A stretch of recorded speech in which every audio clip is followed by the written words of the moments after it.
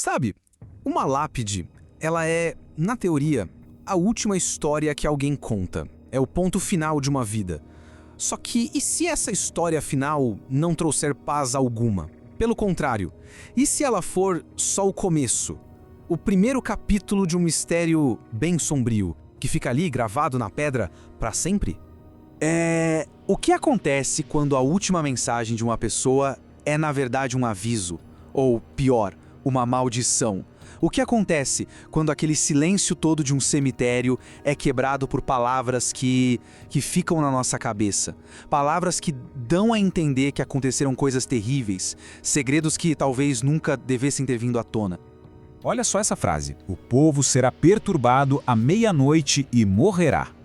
Isso não saiu de um filme de terror, não é? É uma inscrição de verdade num túmulo de verdade. E esse é só o começo da nossa exploração de hoje. Uma jornada por mensagens deixadas para trás que, francamente, parecem ter vindo de um lugar bem mais sombrio.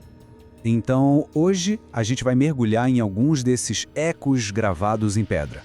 Vamos começar com a história da vítima da besta. Depois vamos conhecer o portal para o além e sentir o peso da injustiça. Para fechar, temos o alerta da meia-noite e uma reflexão sobre os segredos que perduram. Cada caso, um mistério que simplesmente não descansa.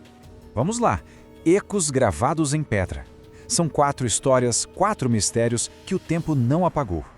E a nossa primeira parada, olha, ela já começa desafiando qualquer tipo de explicação lógica.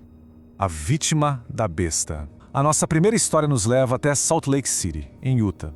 A gente está num cemitério que à primeira vista parece bem tranquilo. Mas é aqui que descansa uma mulher e o epitáfio dela não é um lamento, é uma acusação. Aponta direto para um fim, digamos, diabólico.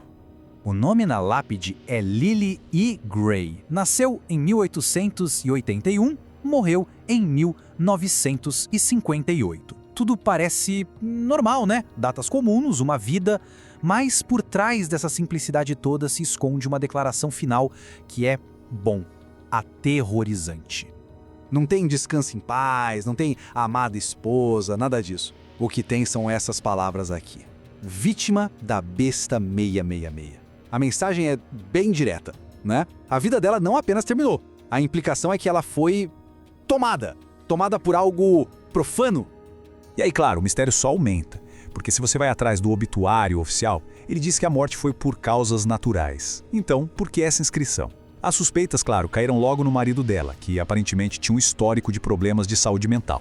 Mas tem gente que vai mais longe, sabe? Sussurram por aí sobre teorias ocultas, até uma possível ligação com os seguidores do famoso ocultista Aleister Crowley. Mas no final das contas, a verdade se foi com a Lily. O que ficou foi só essa inscrição macabra. Ok, vamos sair um pouco desse mistério pesado da morte da Lily para olhar para uma homenagem bem diferente. Uma homenagem para um homem que, olha, ele não morreu de forma misteriosa não, mas ele deu para milhões de pessoas uma ferramenta para, supostamente, conversar com os mortos.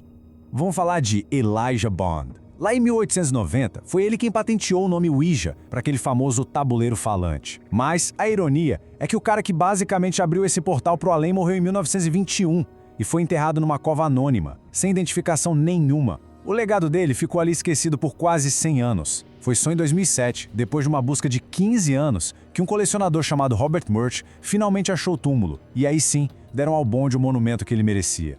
E hoje em dia? A parte de trás da lápide dele é literalmente um tabuleiro Ouija completo, todo esculpido na pedra. O túmulo virou um ponto de encontro, sabe? Um lugar de peregrinação para quem se interessa pelo assunto. No fim, o local de descanso final dele virou exatamente o que ele popularizou. Um convite silencioso, permanente, para uma conversa com o outro lado. Agora a gente vai viajar no tempo, bem para trás, para Salem, em 1692, bem no meio daquela histeria toda da caça às bruxas. E aqui, a história não é sobre magia negra, é sobre a crueldade do ser humano e sobre um desafio arrepiante que ecoa até hoje. O nome dele era Giles Corey, um fazendeiro. Tinha 81 anos de idade quando foi acusado de bruxaria. Mas o destino dele não era a forca como o de tantos outros. Não, para ele, a justiça de Salem tinha reservado algo bem mais lento e infinitamente mais brutal. O que aconteceu foi o seguinte: Corey simplesmente se recusou a participar daquele circo que era o julgamento. Foi um ato de desafio puro. Ele ficou em silêncio, não confessou nem negou. E a resposta da lei para isso foi bárbara. Uma tortura que eles chamavam de peine forte et dure. Basicamente, o esmagamento. Imagina só, dia após dia, eles empilhavam pedras pesadas em cima do peito dele e a cada pedra nova, o tribunal exigia que ele falasse alguma coisa. Só que Giles Corey não cedeu. Ele nunca quebrou o silêncio. Dizem os relatos da época que, enquanto o corpo dele era esmagado, as únicas palavras que ele conseguiu dizer foram um último desafio para os seus torturadores. Ele disse, mais peso. Ele morreu depois de 2 dias de tortura, mas morreu em silêncio. Claro que uma morte tão brutal e injusta ia dar origem a uma lenda, né? E é uma lenda bem sombria. Dizem que o fantasma de Giles Corey assombra Salem até hoje, que ele aparece no cemitério sempre um pouco antes de algum desastre acontecer na cidade. Inclusive, há relatos de que o espectro dele foi visto pouco antes do grande incêndio de 1914, como se fosse um lembrete eterno da crueldade que ele teve que aguentar. Bom, chegamos à nossa última história. E essa talvez seja a mais assustadora de todas. Porque ela mistura uma lenda urbana daquelas de arrepiar com um aviso bem explícito gravado ali na pedra para todo mundo ver e temer.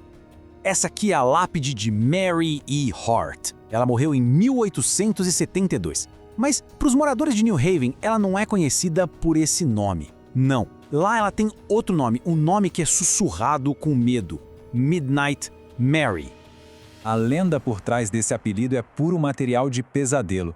Dizem que a Mary foi enterrada viva, por engano.